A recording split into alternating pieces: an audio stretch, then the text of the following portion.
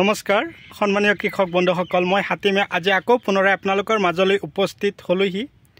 আজি মোৰ আলোচ্য বিষয় পানীলাও, জাতিলাও খেতি। আপোনালোকে মোৰ ভিডিঅ'টো কোন ঠাইৰ পৰা চাই আছে মই আপোনালোকক অশেষ ধন্যবাদ জ্ঞাপন কৰিছোঁ।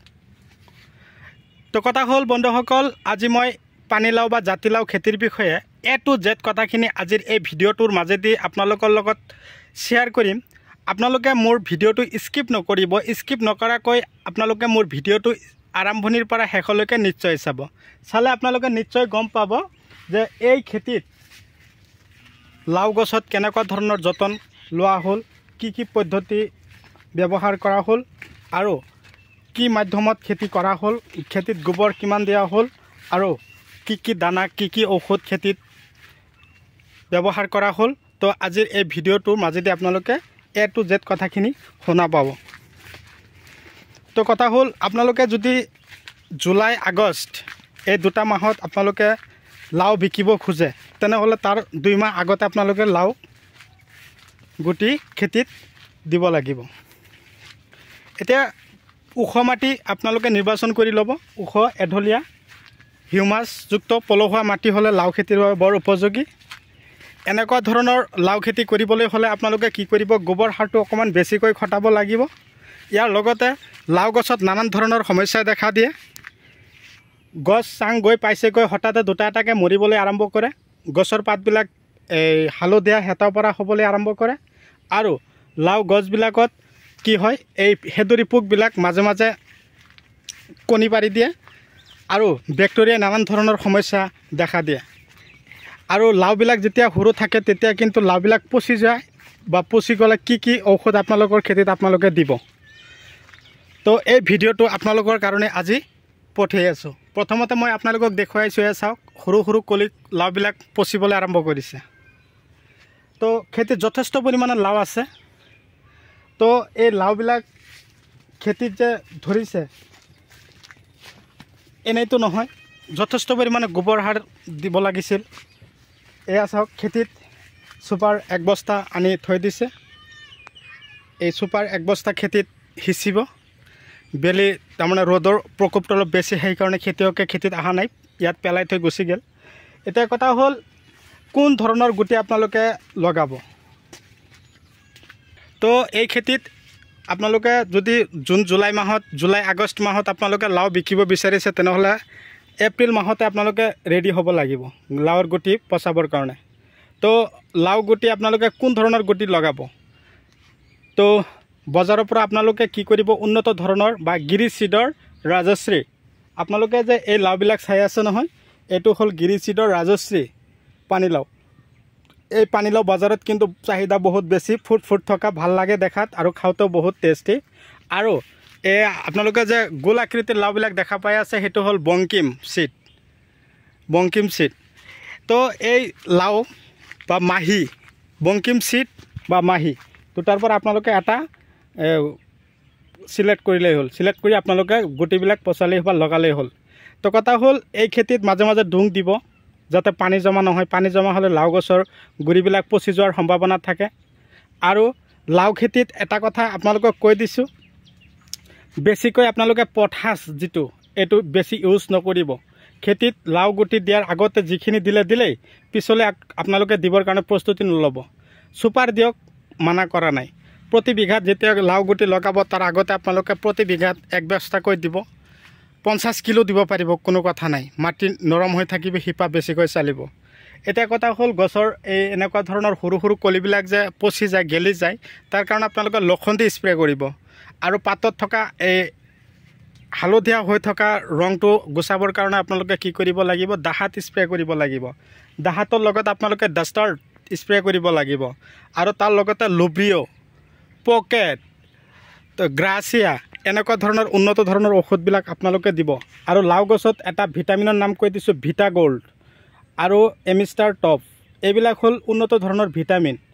আৰু যদি আপোনালোকৰ লাও গছত সৰু কলিবিলাক আহি আছে আৰু এনেই সৰি পৰি গৈ আছে, হালধীয়া হৈ আছে, তেনেহ'লে আপোনালোকে লাও গছত পিকআপ দানাটো স্প্ৰেও কৰিব পাৰিব, ইউৰিয়াৰ লগত সিঁচিও দিব পাৰিব। নিশ্চয় বুজিব পাৰিছে বা মই নিশ্চয় আপোনালোকক বুজাব পাৰিছোঁ। এতিয়া কথা হ'ল, লাও খেতি বেছি সময় আপোনালোকে নিকানি কাম নকৰিব। সংঘৰাই যে খেতি নিকানি কাম কৰি থাকে এইটো কিন্তু একেবাৰে ভুল তথ্য। লাও খেতিত বেছি নিকানি কাম কৰিলে লাও গছৰ শিপাবিলাক একেবাৰে ওপৰত থাকে, একদম সৰু সৰু শিপা, সেইবিলাক কাটি যায়। সেইকাৰণে লাও গছবিলাক হঠাতে কি হৈ যায়, গছ যেতিয়া ৰ'দ মাৰি দিয়ে তেতিয়া একদম পূৰা হেৰি হৈ যায় আৰু গছ মৰি যোৱাৰ সম্ভাৱনা থাকে আৰু গছৰ ফলনবিলাক অট'মেটিকেলি কমি যায়। তাৰ লগতে মই আপোনালোকৰ লগত আৰু এটা কথা আপোনালোকক শ্বেয়াৰ কৰিবলৈ গৈ আছোঁ। আপোনালোকৰ গছত যদি লাও বেছিকৈ লগা নাই তেনেহ'লে মই আপোনালোকক আয়ুৰ্বেদিক আকাৰে এটা বস্তু আপোনালোকক শিকাই দি আছোঁ। সেই ঔষধটো যদি আপোনালোকে স্প্ৰে কৰিব পাৰে আপোনালোকৰ খেতিৰ পৰা যথেষ্ট পৰিমাণে আপোনালোকে পানীলাও, ৰঙালাও, যিকোনো ধৰণৰ লাও খেতিৰ পৰা আপোনালোকে কাটিব পাৰিব। তো দেৰি নকৰি আৰম্ভ কৰিবলৈ গৈ আছোঁ। আপোনালোকে কি কৰিব, দুটাৰ পৰা তিনিটা কল, যিকোনো কল, আঠিয়া কল হ'লে বেছি ভাল হয়। এই আঠিয়া কলৰ যিটো ছাল আছে সেই ছালটো সৰু সৰু টুকুৰা টুকুৰি কৰিব। 3 পৰা 4 ইঞ্চি ডিষ্টেঞ্চ ৰাখি ৰাখি টুকুৰা কৰি পানীৰ মাজত তিতাই দিলে, আধা কিলোমান পিঁয়াজৰ ছাল আৰু 4 পৰা 5টামান লেবুৰ ৰস আপোনালোকে সেই একেলগে য'ত নেকি আপোনালোকে কলৰ ছাল ভিজাই ৰাখিছে তাতে আপুনি থৈ দিয়ক। এটা ৰাতি ভিজিব দিয়ক। ৰাতিপুৱা উঠি কিনে একেবাৰে মৰ্ণিঙত আপোনালোকে কি কৰিব লাগিব, সেই পানীখিনি স্প্ৰে মেচিনত ভৰাই ধুনীয়াকৈ গছত স্প্ৰে কৰি দিব। আপোনালোকৰ গছত লাওবিলাকৰ চেহেৰা ভাল হ'ব আৰু যথেষ্ট পৰিমাণে আপোনালোকৰ লাও গছত ফলন লাগিব। তো বন্ধুসকল, মোৰ ভিডিঅ' চাই কেনে পালে কমেণ্ট কৰি জনাবলৈ নাপাহৰিব। মই আপোনালোকৰ কাৰণে A to Z আপোনালোকক সহায় সহযোগিতাৰ কাৰণে মই আছোঁ। আপোনালোকে যেতিয়াই মোক ফোন মাৰিব, মই ডিছক্ৰিপশ্যনত থাম্বনেইলত নাম্বাৰ দিছোঁ, আপোনালোকে নাম্বাৰ সংগ্ৰহ কৰিব। সংগ্ৰহ কৰি কিনে আপোনালোকে মোক যোগাযোগ কৰিব। মই আপোনালোকক দানা লাগে, ঔষধ লাগে, সাৰ দিব নোৱাৰি, দানা আৰু ঔষধ আপোনালোকক মই যোগান ধৰিবলৈ আগ্ৰহী আছোঁ। আপোনালোকৰ ওচৰে পাঁজৰে সাৰবিলাক পাব। সাৰবিলাক আপোনালোকে তাৰ পৰা লৈ মোৰ দিয়া দানা আৰু ঔষধ খেতিত দিয়ক। আৰু আপোনালোকে উন্নত ধৰণৰ দানাবিলাক দিব। হুমি প্ৰ', নেট্ৰোপালছ, ব্লেকবেৰী ব্লেক পালছ আৰু ৰটেক্স, বায়'গল্ড আৰু হ'ল 95, এনেকুৱা ধৰণৰ হিমুক আৰু ফলিক এচিড থকা দানাবিলাক আপোনালোকৰ লাও খেতিত দিবৰ কাৰণে আপোনালোকে প্ৰস্তুতি ল'ব। এনেকুৱা ধৰণৰ উন্নত ধৰণৰ এই দানাবিলাক খেতিত দিলে কি হয় জানে, আপোনালোকৰ খেতিত 1 বিঘা মাটিৰ পৰা যদি আপোনালোকে 800মান লাও কাটিছে, আপোনালোকে সেই দানাবিলাক দিয়াৰ লগে মোটামুটি 1300 পৰা 1400 লাও আপোনালোকে 1 বিঘা মাটিৰ পৰা আপোনালোকে কাটিব পাৰিব। তো বন্ধুসকল, এই পদ্ধতিমতে যদি আপোনালোকে খেতি কৰিব পাৰে তো আপোনালোকে অশেষ টকা উপাৰ্জন কৰিব পাৰিব। যথেষ্ট পৰিমাণে আপোনালোকে 1 বিঘা মাটিৰ পৰা লাও কাটিব পাৰিব আৰু যথেষ্ট পৰিমাণৰ টকা উপাৰ্জন কৰাৰ ভাল এটা ৰাস্তা আপোনালোকে নিশ্চয় বিচাৰি পাব। তো শিক্ষিত হৈ আছোঁ, শিক্ষিত নিবনুৱা হৈ যাতে আমি অযথা সময় নষ্ট নকৰোঁ, যাতে আমি খেতিৰ লগত জড়িত হৈ থাকোঁ, যাতে ভাল এটা টকা উপাৰ্জন কৰিব পাৰোঁ। মোৰ লক্ষ্য হ'ল সেইটো। মই কেৱল যে মই নিজে সেইটো লক্ষ্যৰ ফালে উপনীত হৈছোঁ সেইটো নহয়, মই আপোনালোকক লগত ল'ম। মই আপোনালোকৰ লগত আছোঁ, 24 ঘণ্টাই মই আপোনালোকক সময় দি যাম। আপোনালোকে কেৱল মোৰ ভিডিঅ'টো চাই আপোনালোকে খেতি বাতি কৰিবৰ কাৰণে আগ্ৰহী মনোযোগী হ'ব। তো মই আপাৰ আছামলৈ, লয়াৰ আছামলৈ যথেষ্ট পৰিমাণৰ দানা ঔষধখিনি পঠিয়াই আছোঁ। মই আজিও ডেলিভাৰী দিছোঁ বাইহাটা চাৰিআলিলৈ, যোৱাকালি দিছোঁ শিৱসাগৰলৈ, আগবেলি দিছোঁ হেৰিলৈ চৰাইদেউ। এনেকৈ তাৰমানে ডেইলি 2-3টাকৈ ডেলিভাৰী মই পঠিয়াই আছোঁ দানা ঔষধ।